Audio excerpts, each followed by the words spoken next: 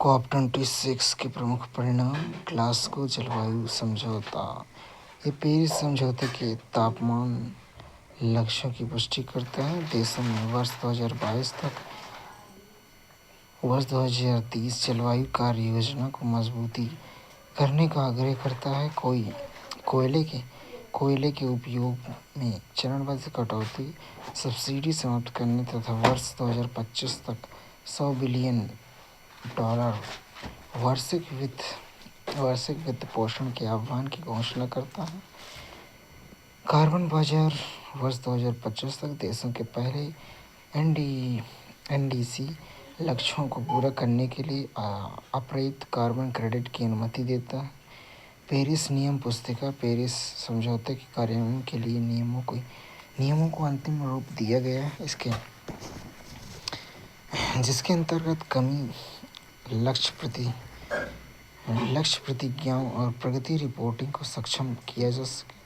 अनुच्छेद 6 उत्सर्जन में कटौती की दोहरी गिनती से बचने के लिए द्वितीय बाजारों और एक केंद्रीय वैश्विक बाजार एसडीएम के लिए शर्तें स्थापित करता है। वैश्विक मीथेन प्रतिज्ञा।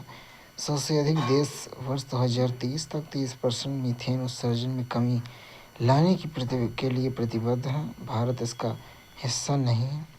उन्नत जलवायु कार्यवाही। राष्ट्रों ने न्यून उत्सर्जन वार्ताओं, अशोधित नेट शून्य लक्ष्य जैसे ब्राज़ील, चीन और एक सहकारी एजेंडा ग्लासगो ब्रेकथ्रू एजेंडा की प्रतिज्ञा की है। Glasgow finance alliance for net zero GFANZ 160 से अधिक कंपनियां संयुक्त राष्ट्र रेस टू जीरो मानदंड के अनुरूप वर्ष 2050 तक नेट जीरो शून्य उत्सर्जन के लिए प्रतिबद्ध हैं। भारत की प्रतिबद्धताएं। पंचामृत 50% नवीकरणीय ऊर्जा। वर्ष 2030 तक $1 बिलियन टन उत्सर्जन में कमी।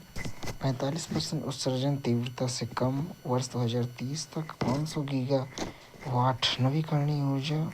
वर्ष 2070 तक नेट शून्य। $1 ट्रिलियन जलवायु वित्त पोषण का आह्वान किया गया।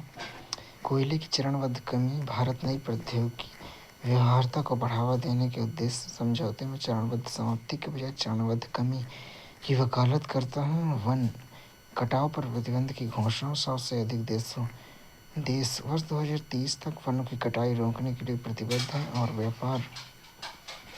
व्यापार और जलवायु संबंधी मुद्दों को आपस में जोड़ने की चिंताओं के कारण भारत इस बैठक में शामिल नहीं हुआ है। भारत ने यूके के साथ मिलकर green grids initiative, one sun one world one grid GGIOSOWOG शुरू किया है। इसका उद्देश्य वैश्विक सौर ऊर्जा परियोजनाओं को सक्षम करने के लिए सीमा पार ऊर्जा ग्रिड को बढ़ावा देना है। मिशन LIFE पर्यावरण के लिए जीवन शैली। पीएम मोदी ने सतत जीवन परितत अर्थव्यवस्था और व्यक्तिगत या पर्यावरणीय संभाव को बढ़ावा देने वाली एक वैश्विक पहल के रूप में लाइफ मिशन प्रारंभ किया। COP27 के प्रमुख परिणाम। स्थान और प्रतिभागी में COP27 नवंबर 2022 में मिस्र के शर्म अल शेख में संपन्न हुआ। इसमें वर्ष 2015 के पेरिस समझौते CMA4 के पक्षकारों की 4वीं बैठक और क्योटो प्रोटोकॉल CMP17 के पक्षकारों की 17वीं बैठक शामिल थी। जलवायु जोखिमों के विरुद्ध वैश्विक ढाल पहल। COP27 के तहत शुरू की गई इस पहल में V20 समूह 58 जलवायु संवेदनशील देश शामिल हैं और G7 देशों के बीच सहयोग शामिल है। इसका उद्देश्य जलवायु आपदाओं के दौरान त्वरित तैनाती के लिए पूर्व व्यवस्थित वित्तीय सहायता प्रदान करना है। इसके प्रारंभिक लाभार्थियों में Pakistan, Bangladesh, Costa Rica, Fiji, Senegal, Philippines और घाना जैसे देश शामिल हैं। अवैध वन्यजीव व्यापार पर यूएनओडीसी पेपर, IWT जलवायु परिवर्तन से संबंधित पारिस्थितिकी तंत्र सेवाओं पर IWT के अनदेखे प्रभाव पर प्रकाश डालना। इसका मुख्य लक्ष्य कार्बन पृथक्करण के लिए आवश्यक डालवर्निया उदाहरण के लिए भारतीय रोजवुड जैसे पेड़ों की विश्व स्तरीय तस्करी की जाती। अफ्रीकी वन हाथी, सफ़ेद गैंडे, पेंगोलिन जैसे महत्वपूर्ण लुप्तप्राय प्रजातियों जिन्हें इकोसिस्टम इंजीनियर के रूप में जाना जाता है, खतरे में है। प्राथमिक दीर्घकालिक कम उत्सर्जन विकास रणनीति LT-LEADS भारत में 2015 में पेरिस समझौते की आवश्यकताओं के अनुरूप COP27 के दौरान अपनी दीर्घकालिक कम उत्सर्जन विकास रणनीति प्रस्तुत की है। ये तर्कसंगत संसाधन उपयोग, कम कार्बन रणनीति और जलवायु लचीलापन बनाने पर ध्यान केंद्रित करता है।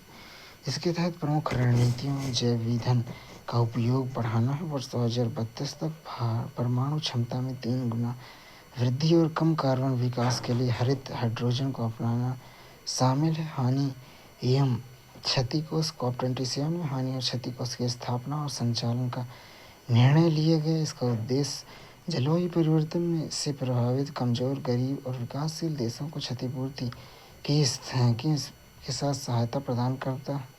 मीथेन चेतावनी और प्रतिक्रिया प्रणाली मार्स, यह वैश्विक स्तर पर मीथेन उत्सर्जन को ट्रैक करने के लिए एक उपग्रह आधारित निगरानी प्रणाली है। यह यूएनईपी की अंतर्राष्ट्रीय मीथेन उत्सर्जन वेधशाला IMEO का हिस्सा है, जो सरकार और नियमों पर समय समय पर चेतावनी देता रहता है। COP26 में शुरू की गई वैश्विक मीथेन शपथ के कार्यान्वयन का समर्थन करता है। मैंग्रोव जलवायु गठबंधन इसे जलवायु परिवर्तन के लिए लड़ाई के विरुद्ध लड़ाई में मैंग्रोव पारिस्थितिकी तंत्र के संरक्षण, बहाली, सतत प्रबंधन को बढ़ावा देने के लिए संयुक्त अरब अमीरात और इंडोनेशिया द्वारा COP27 में प्रस्तावित किया गया था।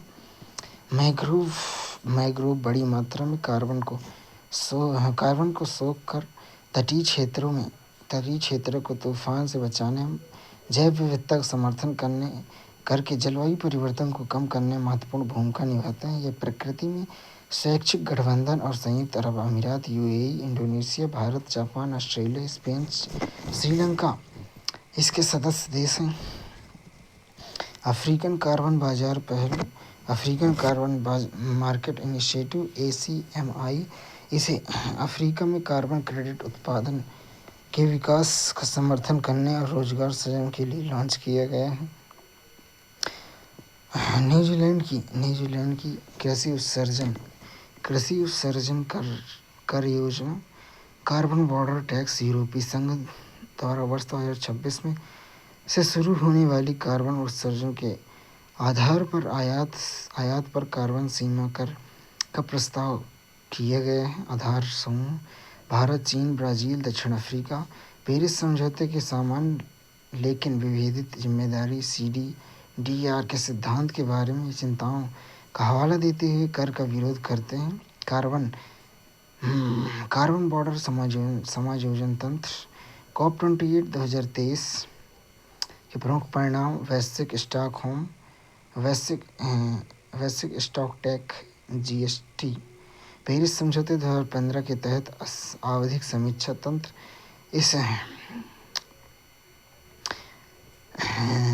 इस पहले GST चक्र वैश्विक ग्लोबल स्टॉकटेक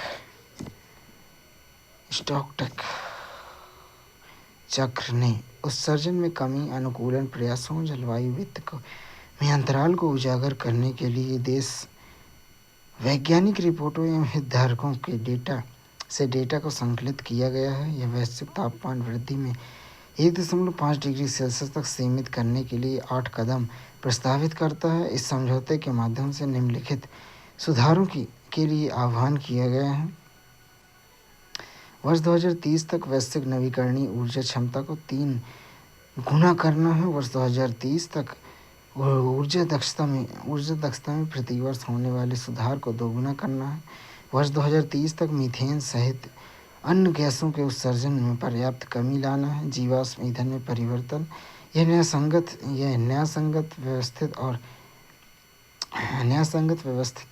न्यायसंगत ऊर्जा परिवर्तन की वकालत करता है। वर्तमान दशक से त्वरित कार्रवाई के साथ वर्ष 2050 तक शुद्ध शून्य उत्सर्जन का लक्ष्य अनुकूलन पर वैश्विक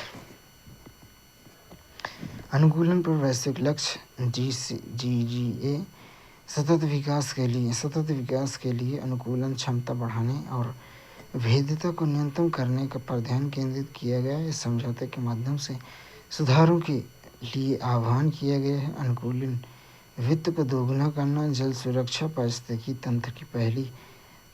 तंत्र की बहाली और स्वास्थ्य के लिए वर्ष 2030 तक का लक्ष्य निर्धारित करना है।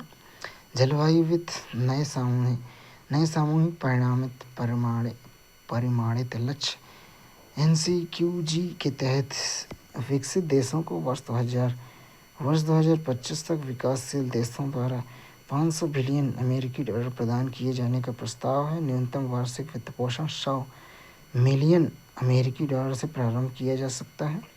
इसमें शामिल है न्यूनीकरण के लिए 250 बिलियन अमेरिकी डॉलर, अनुकूलन के लिए 100 बिलियन अमेरिकी डॉलर, हानि और क्षति के लिए 150 बिलियन अमेरिकी डॉलर, हानि और क्षति कोष जलवायु परिवर्तन से प्रभावित राष्ट्रों को मुआवजा देने के लिए इसका गठन किया गया है। अल्पविकसित देशों LDC और छोटे द्वीप विकासशील राज्यों SIDS के लिए प्राथमिक वित्त पोषण का प्रावधान किया गया है। प्रारंभ में इसकी देखरेख विश्व बैंक द्वारा की जाती है। वैश्विक नवीकरणीय और ऊर्जा दक्षता प्रतिबद्धताओं में वर्ष 2030 तक वैश्विक नवीकरणीय ऊर्जा दक्षता को कम से कम 11,000 गीगावाट तक अर्थात लगभग 3 गुना करना। वर्ष 2030 तक वार्षिक ऊर्जा दक्षता में 4% से अधिक सुधार करना। वैश्विक शीतलन प्रतिज्ञा 66 राष्ट्रीय हस्ताक्षरकर्ताओं के साथ वर्ष 2050 तक वैश्विक स्तर पर कूलिंग से संबंधित उत्सर्जन को 68% तक कम करने का लक्ष्य है। परमाणु ऊर्जा को 3 गुना करने की घोषणा। वर्ष 2050 तक वैश्विक परमाणु ऊर्जा दक्षता को 3 गुना करने का लक्ष्य निर्धारित किया गया। Nature solution finance hub for India और पैसिफिक लॉन्च किया गया। एशियाई विकास बैंक ADB द्वारा COP28 दुबई में दौरान उद्देश्य एशिया प्रशांत में जैव विविधता संरक्षण, पारिस्थितिकी तंत्र पुनर्स्थापन और जलवायु लचीलापन का समर्थन करने के लिए प्रकृति आधारित समाधानों के लिए वित्त जुटाना। निवेश लक्ष्य में प्रकृति आधारित उत्पादों के लिए कम से कम 2 बिलियन अमेरिकी डॉलर। मुख्य विशेषताओं में निजी पूंजी जुटाने और पूंजी बाजार साधनों पर ध्यान केंद्रित करना। मिश्रित वित्त, गारंटी और जोखिम शमन उपकरणों का उपयोग करना। नीतिगत ढांचे, क्षमता निर्माण और परियोजना पाइपलाइन के लिए समर्थन। COP28 में भारत की प्रमुख गतिविधियों में ग्रीन क्रेडिट पहल, पारिस्थितिकी तंत्र को बहाल करने के लिए बंजर भूमि और नदी के जलग्रहण क्षेत्र पर वन रोपण जैसे गृह हितैषी कार्यों को प्रोत्साहित करती है। उद्योग परिवर्तन के लिए नेतृत्व समूह लीड IT 2.0 उभरती अर्थव्यवस्थाओं के लिए कम कार्बन प्रौद्योगिकी विकास और वित्तीय सहायता के माध्यम समावेशी उद्योग परिवर्तन को बढ़ावा देना। River cities alliance GRCA Bharat के राष्ट्रीय स्वच्छ गंगा मिशन NMCG के नेतृत्व में सतत नदी केंद्रित विकास को बढ़ावा देना है। ज्ञान साझाकरण को प्रोत्साहन देना है। नदी शहर सहयोग और सर्वोत्तम प्रथाओं को अपनाने को प्रोत्साहित करता है। क्लाइमेट वर्किंग ग्रुप QCWG स्थानीय समुदायों और क्षेत्रीय सरकार को स्थानीय जीवन शैली को बढ़ावा देने के लिए सशक्त बनाने पर ध्यान केंद्रित करना है। जलवायु और स्वास्थ्य पर घोषणा, भारत का रुख। COP28 में भारत ने घोषणा डिक्लेरेशन पर हस्ताक्षर करने से इनकार कर दिया। घोषणा की प्रकृति गैर बाध्यकारी एवं यह स्वेच्छा से किए जाने वाले कार्यों वॉलेंट्री एक्शंस को प्रोत्साहित करती है, जिससे स्वास्थ्य क्षेत्र के उत्सर्जन को मापना, कार्य योजना को तैयार करना, कम कार्बन वाले स्वास्थ्य प्रणालियों, सक्रिय गतिशीलता और सतत आहार को बढ़ावा देना है। COP28 बाकू अजरबैजान के प्रमुख परिणाम में नवीन जलवायु वित्त लक्ष्य, विकासशील देशों के लिए वित्त पोषण को $100 बिलियन से बढ़ाकर वर्ष 2030 तक $300 बिलियन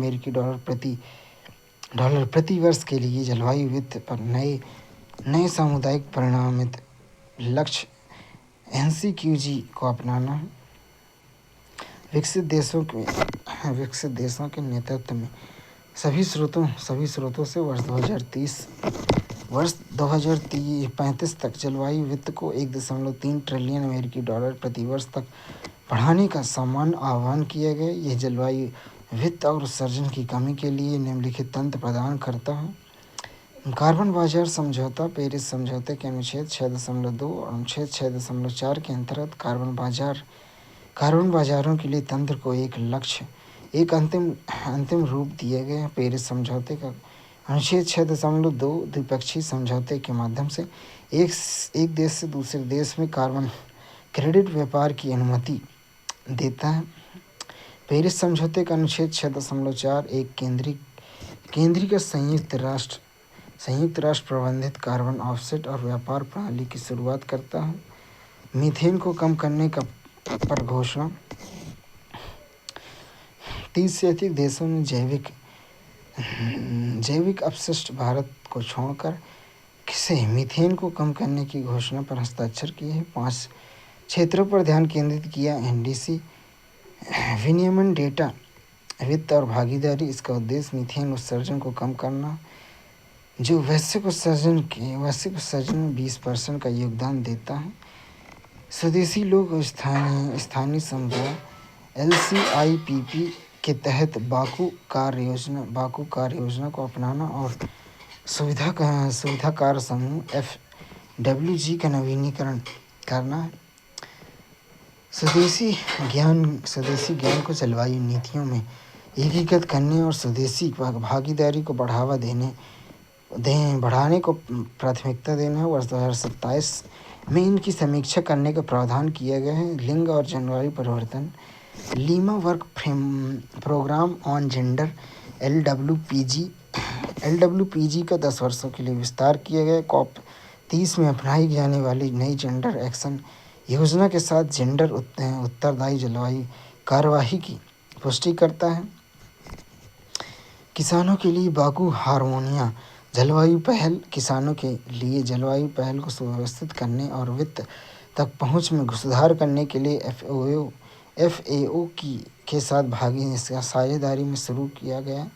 COP29 में भारत का रुख, भारत द्वारा नया सामूहिक परिमाणित लक्ष्य NCQG का विरोध किया गया। भारत ने $300 बिलियन के संकल्प को अपर्याप्त बताते हुए इसे खारिज कर दिया। भारत ने विकासशील देशों की जरूरतों को पूरा करने के लिए $600 बिलियन के अनुमानित सहित $1.3 ट्रिलियन प्रति वर्ष की वकालत की है। भारत पेरिस समझौता अनुच्छेद 9 विकसित देशों की ऐतिहासिक जवाबदेही पर जोर देते हुए जलवायु वित्त की जिम्मेदारी सभी पक्षों पर समान रूप से डालने की आलोचना की गई है। कमजोर देशों के साथ एकजुटता, इसके तहत LDC और SIDS का समर्थन किया गया है, जिन्होंने अपनी जलवायु चुनौतियों से निपटने के लिए अपर्याप्त वित्तीय लक्ष्यों का विरोध किया है।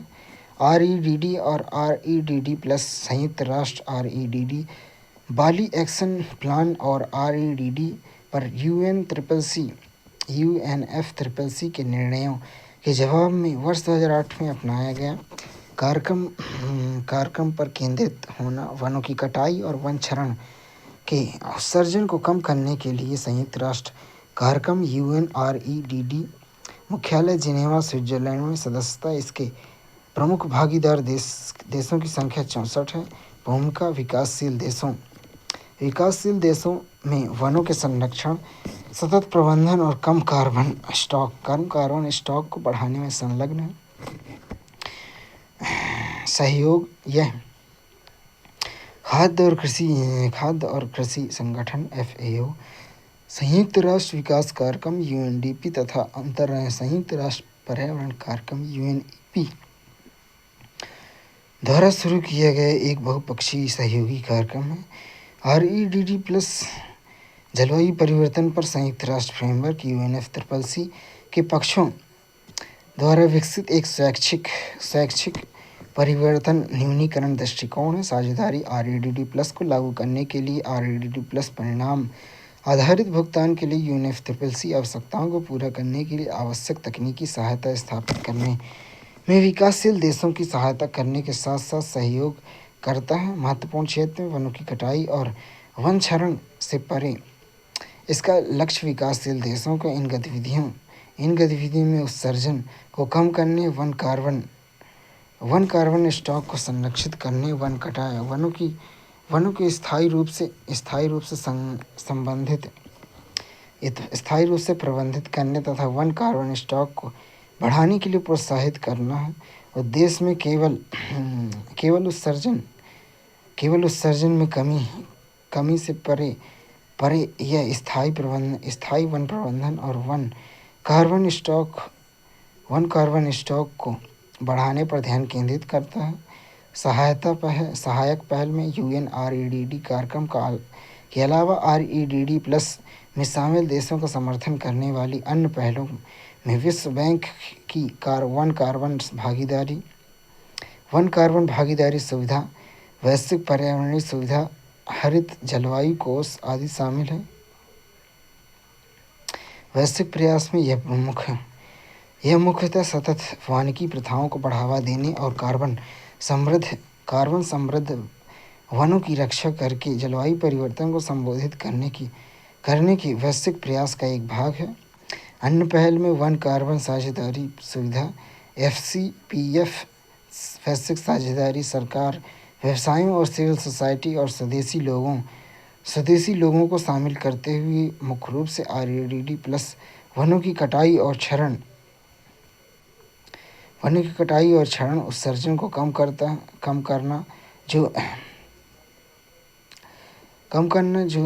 करना से संबंधित गतिविधियों पर ध्यान केंद्रित किया गया। पदाधिकारी विश्व बैंक इसके मुख्य स्ट्रीट और सचिवालय के रूप में कार्य करता है जिसमें रेडीनेस फंड के तहत इंटर अमेरिकन डेवलपमेंट बैंक तथा UNDP जैसे अतिरिक्त वितरण भागीदारी शामिल है जो REDD+ तत्परता सहायता प्रदान करने के लिए जिम्मेदार है। जलवायु और स्वच्छ वायु गठबंधन CCAC स्थापना 2015 में गठित CCAC एक साझेदारी संस्था है जिसमें विभिन्न राष्ट्र, UNEP और विभिन्न हितधारक समूह शामिल हैं जो अल्पकालिक जलवायु प्रदूषकों SLCP को कम करके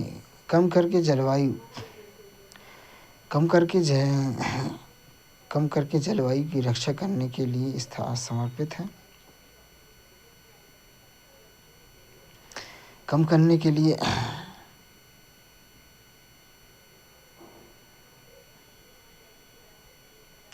वर्ष 2012 में गठित CCAC एक साझेदारी संस्था है जिसे विभिन्न राष्ट्र, UNEP और विभिन्न हितधारक शामिल हैं जो अल्पकालिक जलवायु प्रदूषण SLCP को कम करके जलवायु की रक्षा करने के लिए समर्पित हैं। SLCP में black carbon, methane, tropospheric ozone और हाइड्रोफ्लोरोकार्बन HFC जैसी विभिन्न गैसें शामिल हैं। अपने छोटे वायुमंडलीय जीवन काल के बावजूद SLCP का एक शक्तिशाली वार्मिंग प्रभाव हो सकता है। SLCP को कम करने के लाभ में मीथेन और मीथेन और ब्लैक कार्बन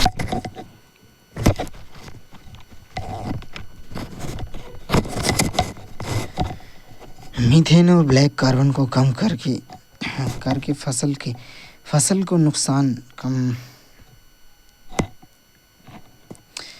के नुकसान को कम करना या रोकना है। वर्ष 2050 तक अपेक्षित वार्निंग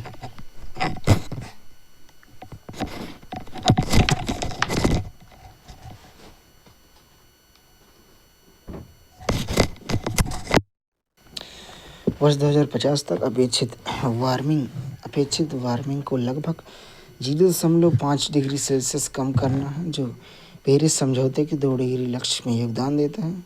सतत वन परिदृश्य के लिए बायो कार्बन फंड पहल ISFL यह विश्व बैंक द्वारा प्रबंधित एक बहुपक्षीय कोष है, जिसका लक्ष्य वनों की कटाई, वन क्षरण, सतत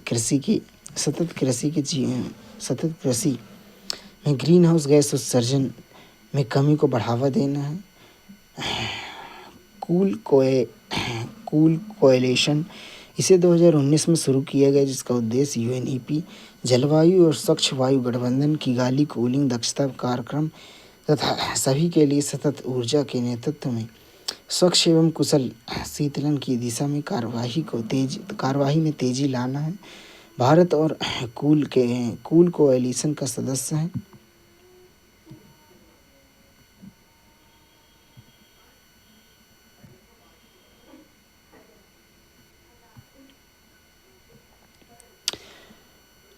भारत कूल कोएलिशन का सदस्य है।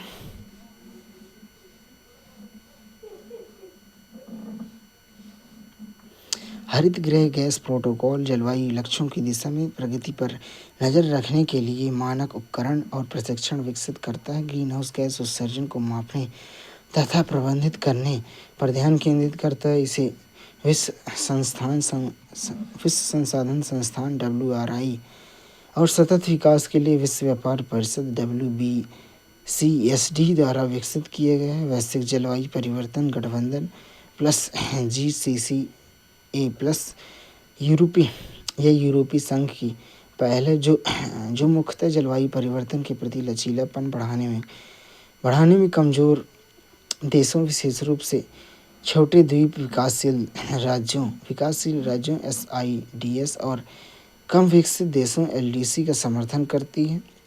जलवायु के लिए वैश्विक गठबंधन स्मार्ट कृषि GACSA FAO द्वारा प्रस्तावित ये जलवायु परिवर्तन की स्थिति में खाद्य सुरक्षा, पोषण और लचीलेपन में सुधार की दिशा में एक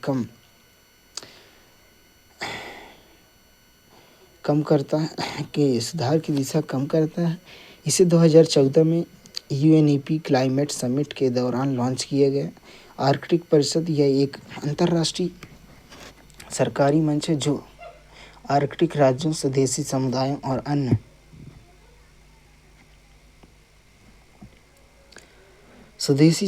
और अन्य निवासियों के बीच आम आर्कटिक मुद्दों, विशेष रूप से सतत विकास तथा पर्यावरण संरक्षण पर सहयोग को बढ़ावा देता है।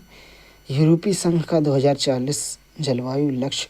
यूरोपीय संघ ने वर्ष 2040 के लिए नया जलवायु लक्ष्य निर्धारित किया है। यूरोपीय संघ ने हाल ही में यूरोपीय संघ के भीतर नेट जीरो प्रौद्योगिकी उत्पादन को बढ़ाने के लिए नेट जीरो उद्योग अधिनियम को मंजूरी दी है। यूरोपीय संघ का लक्ष्य 2050 तक जलवायु तटस्थ होना है। यह एक ऐसी अर्थव्यवस्था है जिसमें नेट ग्रीन हाउस गैस उत्सर्जन हो। यह यूरोपीय ग्रीन डील का हिस्सा है और कानूनी रूप से बाध्यकारी लक्ष्य है। भारत की जलवायु कार्रवाई। वैश्विक जलवायु पहलों में भारत की सक्रिय भागीदारी और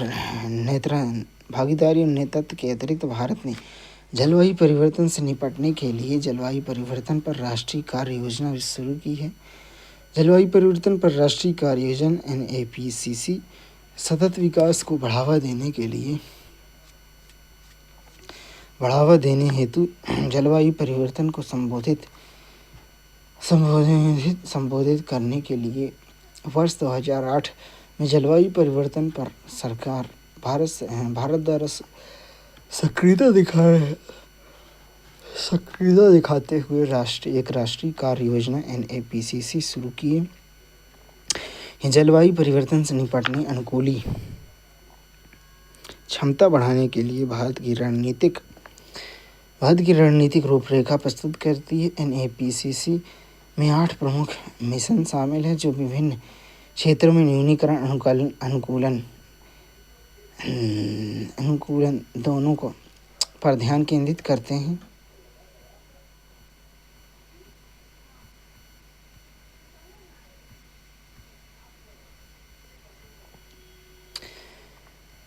जलवायु परिवर्तन पर राष्ट्रीय कार्य योजना NAPCC के अंतर्गत मिशन में राष्ट्रीय सौर मिशन NSM, सौर ऊर्जा को बढ़ावा देना, ऊर्जा मिश्रण में इसकी साझेदारी बढ़ाना, नवीन और नवीकरणीय ऊर्जा मंत्रालय MNRE, राष्ट्रीय संवर्धित ऊर्जा दक्षता मिशन NMEE, उद्योग और परिवहन सहित सभी क्षेत्रों में ऊर्जा दक्षता में सुधार करना, ऊर्जा मंत्रालय के अधीन ऊर्जा दक्षता ब्यूरो BEE, राष्ट्रीय सतत आवास मिशन, शहरी क्षेत्रों के ऊर्जा कुशल और सतत प्रथाओं को बढ़ावा देना, आवास और शहरी मामलों के मंत्रालय द्वारा राष्ट्रीय जल मिशन, जल संसाधन संरक्षण और जल उपयोग दक्षता में सुधार करना, जल शक्ति मंत्रालय, राष्ट्रीय सतत कृषि मिशन NMSA, स्थायी कृषि प्रथाओं, जल कुशल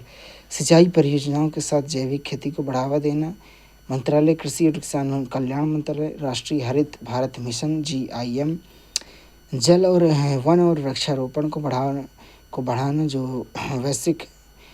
जो जैव विविधता को बढ़ाना तथा पारिस्थितिकी तंत्र की रक्षा करना, पर्यावरण वन जलवायु परिवर्तन मंत्रालय के तहत राष्ट्रीय हिमालयी पारिस्थितिकी तंत्र को बनाए रखने का मिशन, पारिस्थितिकी लचीलेपन को बढ़ावा देने के लिए हिमालयी क्षेत्रों में प्रमुख पारिस्थितिकी तंत्र की रक्षा करना, विज्ञान और प्रौद्योगिकी मंत्रालय, राष्ट्रीय जलवायु परिवर्तन के लिए रणनीतिक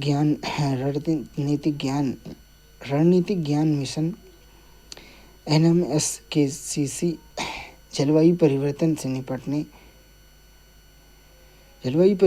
निपटने के लिए अनुसंधान, डेटा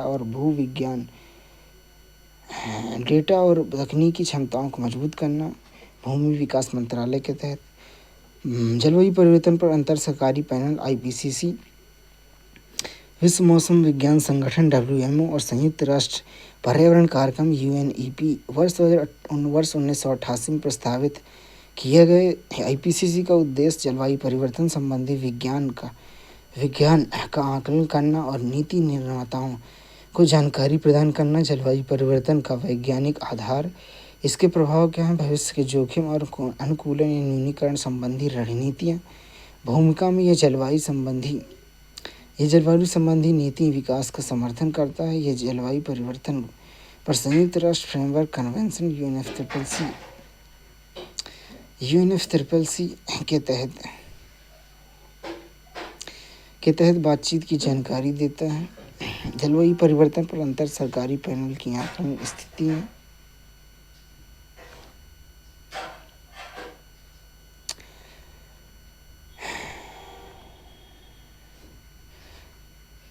जलवायु परिवर्तन पर अंतर है। IPCC का उद्देश्य जलवायु परिवर्तन संबंधी विज्ञान का आकलन और नीति निर्माताओं को जानकारी प्रदान करना, जलवायु परिवर्तन का वैज्ञानिक आधार, इसके प्रभाव, भविष्य के जोखिम और अनुकूलन न्यूनीकरण संबंधी रणनीतियाँ, भूमिका में यह जलवायु संबंधी नीति विकास का समर्थन करता है। यह जलवायु परिवर्तन पर संयुक्त राष्ट्र फ्रेमवर्क कन्वेंशन UNFCCC के तहत बातचीत की जानकारी देता है। जलवायु परिवर्तन पर अंतर सरकारी पैनल की आकलन रिपोर्ट, जलवायु परिवर्तन पर विस्तृत वैज्ञानिक रिपोर्ट जिसमें निम्नलिखित रिपोर्टों के साथ 6 मूल्यांकन चक्र संपन्न किए जा चुके हैं। पहली मूल्यांकन रिपोर्ट 1990 FAR, दूसरी मूल्यांकन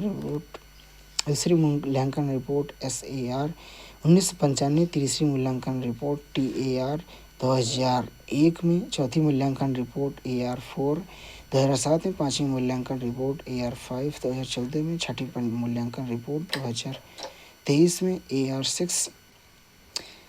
जलवायु परिवर्तन पर अंतर सरकारी पैनल की छठी मूल्यांकन रिपोर्ट AR6 का प्रावधान है कि यह जलवायु परिवर्तन के बढ़ते प्रभावों से निपटने के लिए तत्काल कार्रवाई की आवश्यकता पर बल देती है।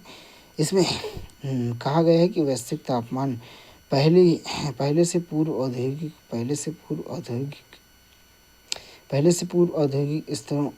स्तरों से 1.6 डिग्री से इसमें कहा गया है कि वैश्विक तापमान पहले से ही पूर्व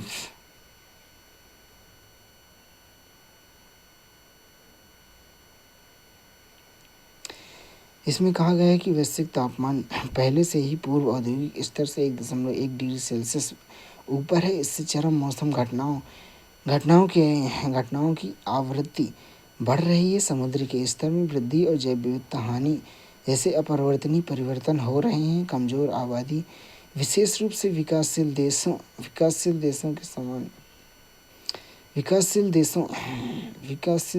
के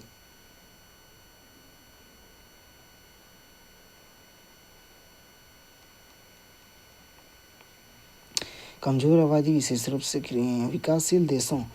विकासशील देशों में खाद्य और जलवायु सुरक्षा, स्वास्थ्य चुनौतियां, एवं पारिस्थितिकी तंत्र के क्षरण सहित असंगत जोखिम का सामना करती हैं।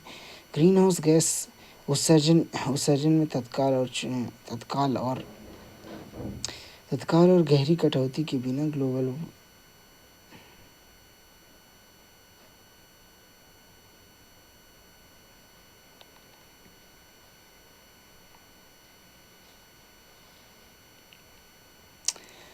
ग्रीन हाउस गैस उत्सर्जन में तत्काल और गहरी कटौती के बिना ग्लोबल वार्मिंग 1.5 डिग्री सेल्सियस से अधिक होने की संभावना है, जिससे और अधिक गंभीर और व्यापक परिणाम होंगे। रिपोर्ट में उत्सर्जन में तेजी से कटौती करने का विश्वास लिया गया है और वर्ष 2050 तक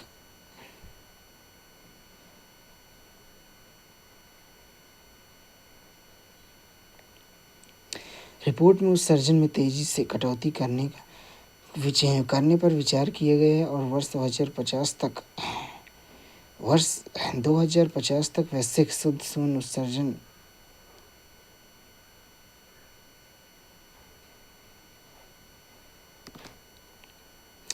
रिपोर्ट में उत्सर्जन में तेजी से कटौती करने पर विचार किया गया और 2050 तक रिपोर्ट में उत्सर्जन में तेजी से कटौती करने रिपोर्ट को विचार करने और वर्ष 2050 तक वैश्विक शुद्ध शून्य कार्बन उत्सर्जन और तथा नवीकरणीय ऊर्जा एवं कार्बन हटाने वाली प्रौद्योगिकियों में महत्वपूर्ण निवेश का आह्वान किया गया। जलवायु लचीले बुनियादी ढांचे और प्रकृति आधारित समाधानों जैसे अनुकूलन प्रयासों को तत्काल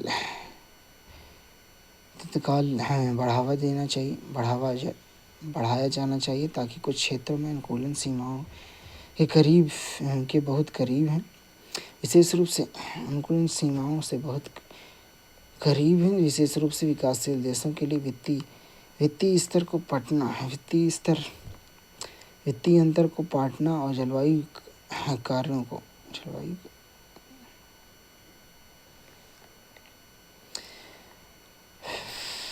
विशेष रूप से विकासशील देशों के लिए वित्तीय अंतर को पाटना और जलवायु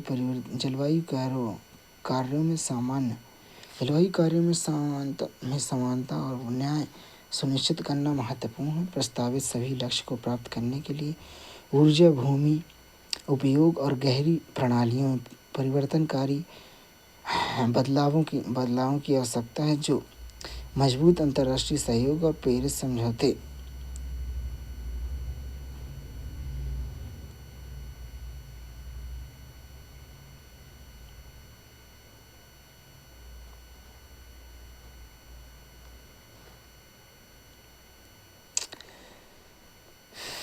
प्रत्याशित सभी प्रस्तावित सभी लक्ष्यों को प्राप्त करने के लिए ऊर्जा भूमि उपयोग शहरी प्रणालियों को परिवर्तनकारी बदलावों की आवश्यकता है जो मजबूत अंतर्राष्ट्रीय सहयोग एवं पेरिस समझौते के पालन पर आधारित होते हैं। वर्तमान स्थिति 2024 में जलवायु परिवर्तन पर अंतर सरकारी पैनल अपने 7वें मूल्यांकन चक्र AR7 में है जो जलवायु परिवर्तन अनुसंधान और मार्गदर्शन पर महत्वपूर्ण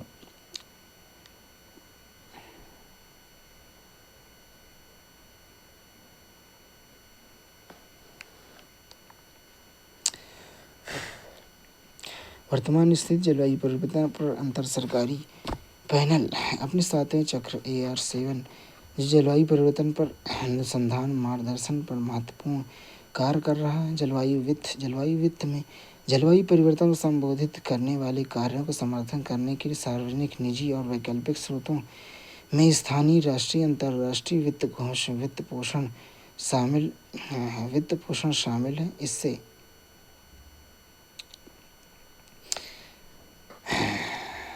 जलवायु वित्त में जलवायु परिवर्तन संबोधित करने वाले कार्यों का समर्थन करने के लिए सार्वजनिक निजी वैकल्पिक स्रोतों से स्थानीय राष्ट्रीय या अंतर्राष्ट्रीय वित्त पोषण शामिल है। इसके अंतर्गत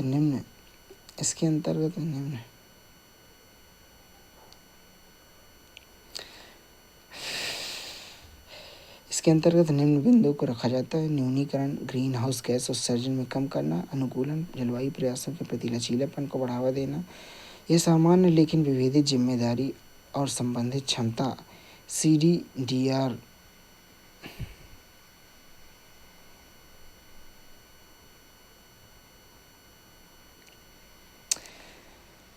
ये सामान्य लेकिन विभेदित जिम्मेदारी और संबंधित क्षमता CBDRC के सिद्धांत के अनुरूप है जो विकसित देशों विकासशील देशों को उनकी अलग अलग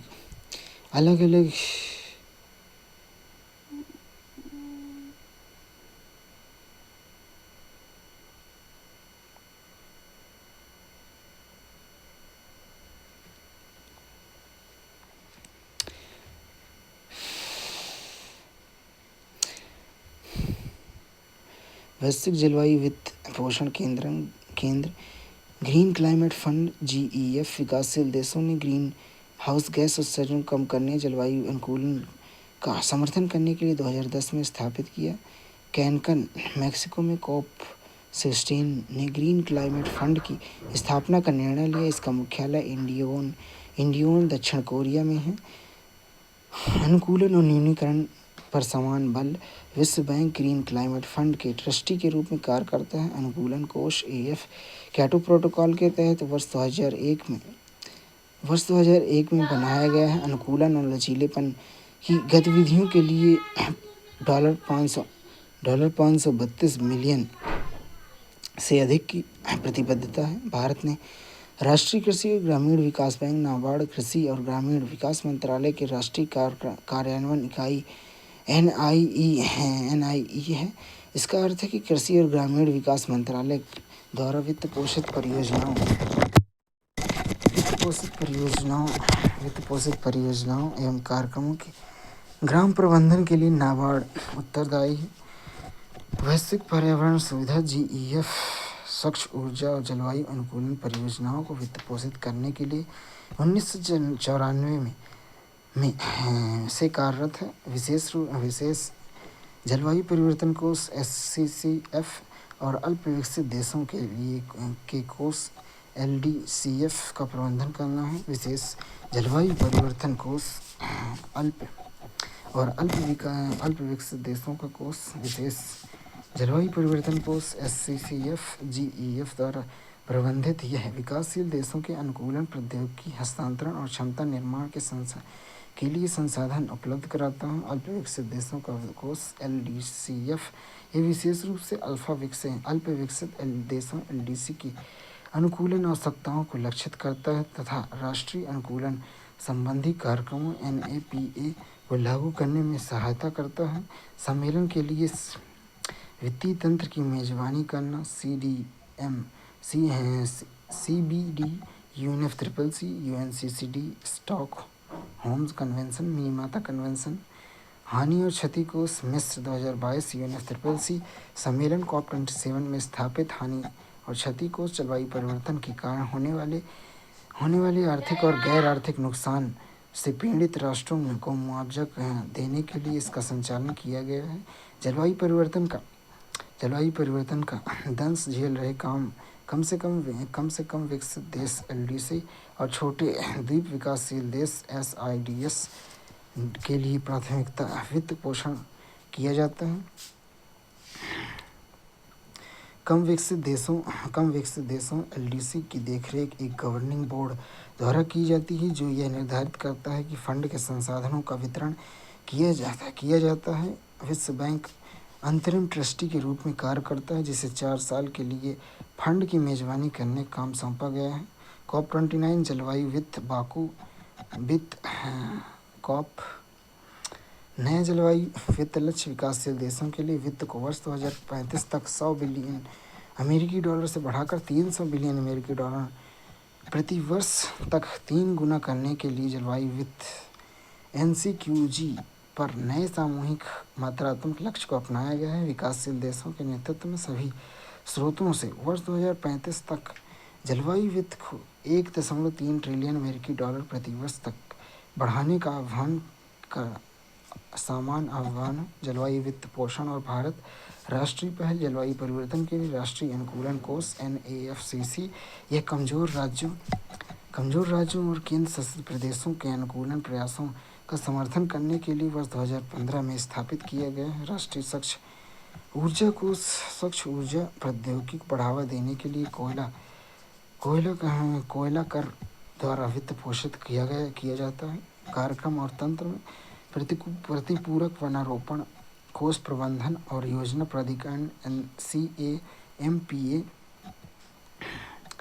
आपदा प्रबंधन कोष MDF, नीति और शासन व्यवस्था वित्त मंत्रालय के तहत एक जलवायु परिवर्तन वित्त इकाई जलवायु वित्त नीतियों और वैश्विक गतिविधियों का मार्गदर्शन करती है। प्रतिपूरक वनारोपण कोष प्रबंधन और योजना प्राधिकरण CAMPA, प्रतिपूरक वनारोपण कोष प्रबंधन और योजना प्राधिकरण निधि का उद्देश्य प्रतिपूरक वनारोपण बढ़ाकर वन भूमि और पारिस्थितिकी तंत्र सेवाओं के नुकसान की भरपाई, सहायता प्राप्त प्राकृतिक पुनर्जनन के माध्यम से वनों की गुणवत्ता में सुधार, वैश्विक जैव विविधता का संवर्धन, वन्यजीव आवास में सुधार, वन अग्नि पर नियंत्रण, वन संरक्षण तथा मृदा एवं जल संरक्षण उपायों के लिए किया जाता है। प्रतिक्रियात्मक वनीकरण निधि CAF अधिनियम 2016 और नियम 2018 प्रतिपूरक वनारोपण कोष प्रबंधन तथा योजना प्राधिकरण निधि के उपयोग के लिए विस्तृत दिशा निर्देश प्रदान करते हैं जो स्थानीय रूप से उपयुक्त पादपों की प्रजातियों की गुणवत्ता, रोपण सामग्री, गुणन के लिए नर्सरी के निर्माण का भी समर्थन करता है। कैंपा गतिविधियों की निगरानी और मूल्यांकन प्रतिपूरक वनारोपण निधि अधिनियम 2016 के तहत प्रदान किए गए हैं। प्रतिपूरक वनारोपण निधि CAF अधिनियम 2016 भारत के नियंत्रक और महालेखा परीक्षक CAG द्वारा राष्ट्रीय तथा राज्यों या केंद्र शासित प्रदेशों के प्रतिपूरक वनारोपण कोष प्रबंधन एवं योजना प्राधिकरण अर्थात दोनों के खातों की लेखा परीक्षक का प्रावधान करता है।